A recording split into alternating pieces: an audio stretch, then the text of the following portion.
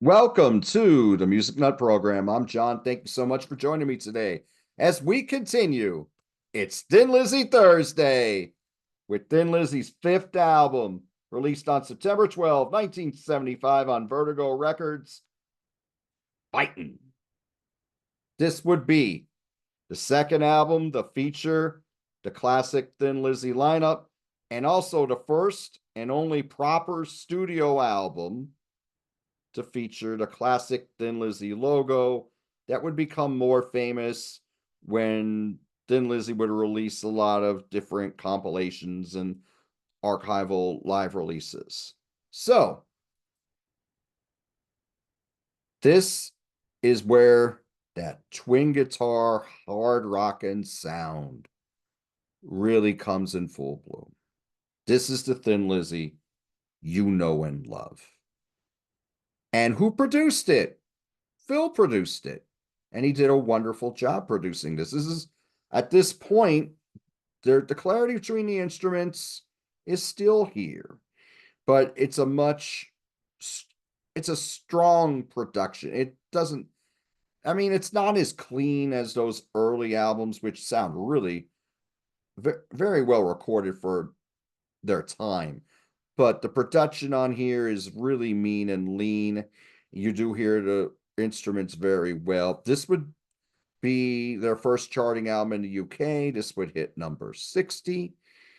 And those unison guitar lines that Thin Lizzy are now famous for are all over this album, almost on every track. Just to go into the tracks right now, before we do that, let's just say that we have Roger Chapman on backing vocals on this first track I'm about to talk about. And Ian McLagan from The Faces would play piano on this.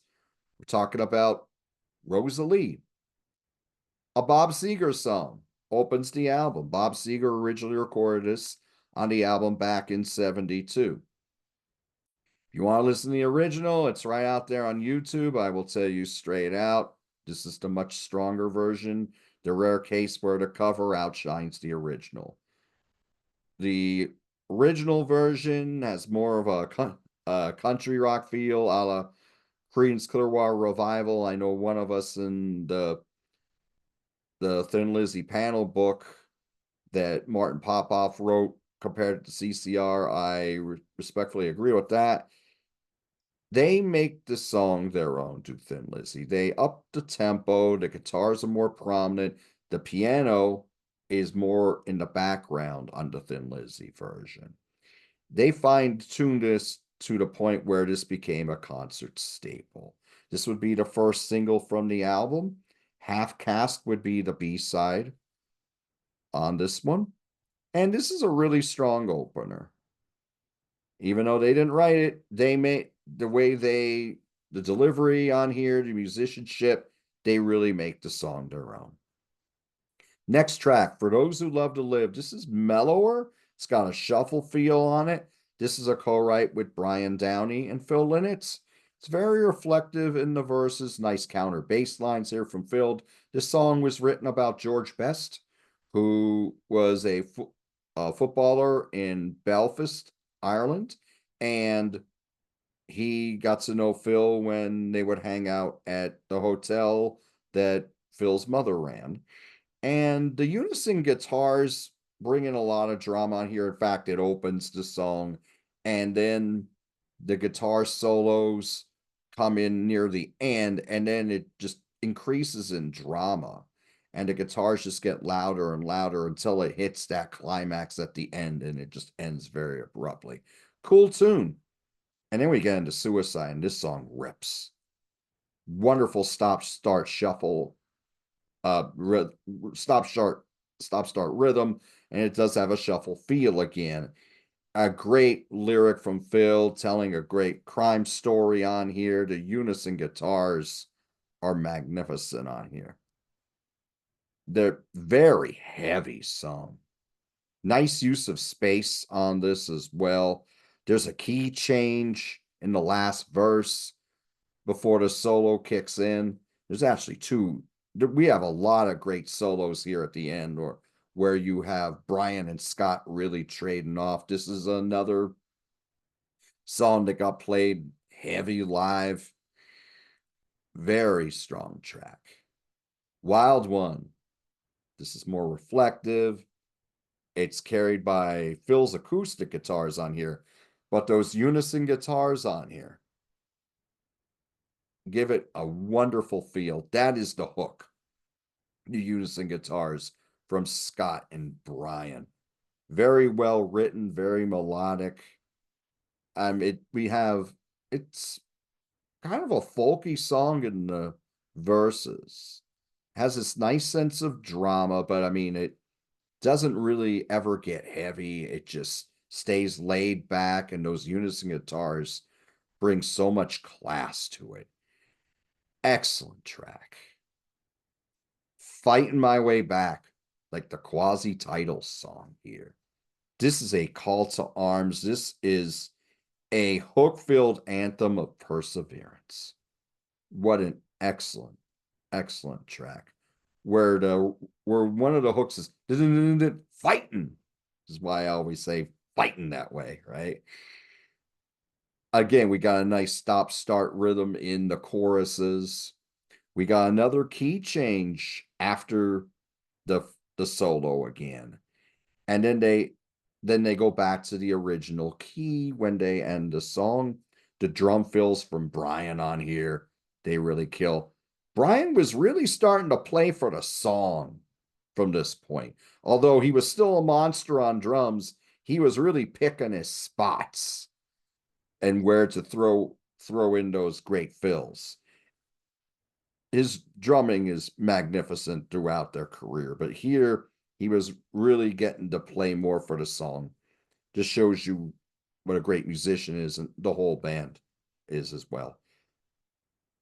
The second side of the album is the more cerebral side. The first side, if you have the vinyl or the cassette, or got the cassette or the vinyl back in the day, first side was very immediate and hard hitting. The second side is more cerebral and reflective, but those twin guitars still bring a lot to the songs. Sometimes they bring a lot of power to the songs, and times they just bring the right amount of ambience and feel.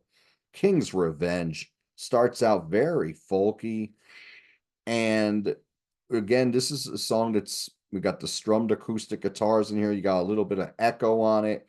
The chorus, where those power chords kick in, is very anthemic. Wonderful lyric from Phil on this. This is an excellent song. Again, we got those unison guitars on there to kick in before it becomes a massive power chords as the song ends. Very strong track. These next few songs are growers. They're not going to hit you at first like Suicide or Fight My Way Back, but over time they really do grow on you.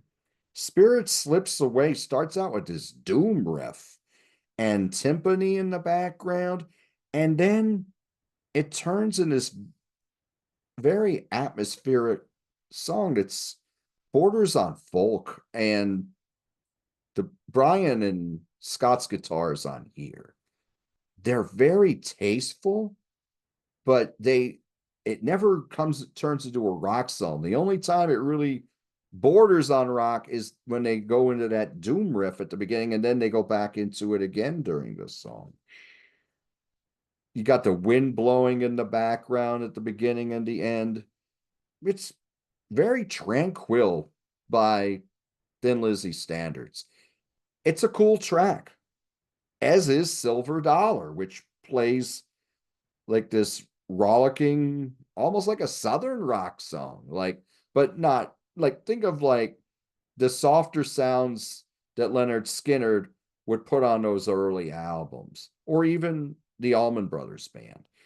And that's kind of what you got with Silver Dollar. It's really cool. Really cool too. And again, we got another song with a shuffle feel on it. And this is Brian Robertson's song. And again, we got some piano on here from Ian McLagan. It's quite cool. Good track. Freedom Song. Again, those unison guitars, wonderful. Song with a sad story, but wonderfully sung by Phil. He sings it with joy. It's very mid-tempo. We got Scott Gorham and Phil Lynott as do a co-write on here. The chorus on here, I believe in the freedom song, doesn't matter what you do to me. Very strong. This is another one that just a grower. Over time, this has become, I don't know if it's one of my 10 or 20 favorite songs by Thin Lizzy, but it's definitely up there. Ballad of a Hard Man. Scott Gorham wrote this solely. This is a kick-ass heavy closer. These guitars swing on here. These little drum fills that Brian is throwing in, the little bass lines, they're really in your face. Phil's vocal on here, hard hitting, and just as in your face is, again, that charisma is on full display. Got a lot of echo on the vocals on here. We got to have a key change in the first part of the solo. Hard hitting lyric, too. Great way to end this album where Thin Lizzy really find their sound. Fighting from 1975. I'll tell you what, when we rank these albums, it's going to get really hard when I get to my top 5 or 6 because I like a lot of these equally. I think all these albums are like nines and tens, like from like here through actually even Nightlife, right through Black Rose. These are all killers. Again, those last 7 albums that Thin Lizzy did in the 70s, I would take that run of albums and I would put that right beside what Black Sabbath and Queen and Led Zeppelin were doing on maybe the first 6 or so, or Aerosmith or Kiss, the first 6 studio albums. I just don't think they get as much of the recognition because Jailbreak was the only album that really sold big here in the States, although in the UK they would have several hits starting with the Jailbreak album, but then it continued on through Chinatown. So, what are your thoughts on the Fighting album? Do you think this is the beginning of the real Thin Lizzy? Do you think that Brian and Scott are the best twin guitar duo there ever was? Because we've had a lot of great guitar duos in hard rock and heavy metal. What are your favorite songs on this album? What do you think of the deeper cuts on here, which don't rock nearly as hard? Please let me know in the comments. Next week on the Music Nut program, the Breakthrough album, 1976's Jailbreak. This would be the album that would give us their biggest hit in the United States. The Boys Are Back in Town, Cowboy Song, which charted here in the Hot 100, as well as the title track, which you still hear to this day, along with some other great deep album tracks as well. Just to give you some programming notes, the Up to the Limit series on my friend John Clauser's channel, My Music Corner, will continue. The new episode for the Accept Up to the Limit series will be out when you're watching this. We talked about their 1993 album Objection Overruled. We had Trevor from the Crash Course Metal Show on that joined us. He joined us, and we had a great time reviewing that album. I just filmed a new episode of the album after. On this episode, I talk about the third album by the Gin Blossoms, Congratulations, I'm Sorry, which followed their breakthrough album, New Miserable Experience.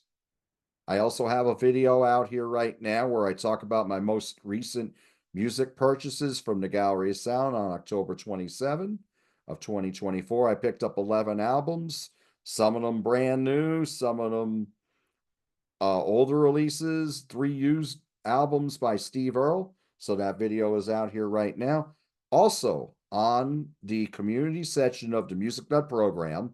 I have a poll out there right now where you could pick the next show where I do my top 10 albums from a particular year. You have four choices. I have 1970, 1980, 1990, and 2000. This is a specific year, not the decade. That's out on the community section right now. I will have that up for a few more days. The one that wins will be the first or the next episode that I do on my favorite songs from a particular year, and I will have that out next week. I will be doing the other years eventually, but we'll definitely start out with the winner. So if you want to make a difference, check it out now.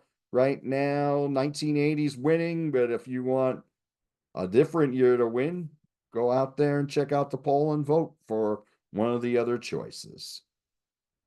So, thank you so much for joining me today. Do what you love, and I'll talk to you soon.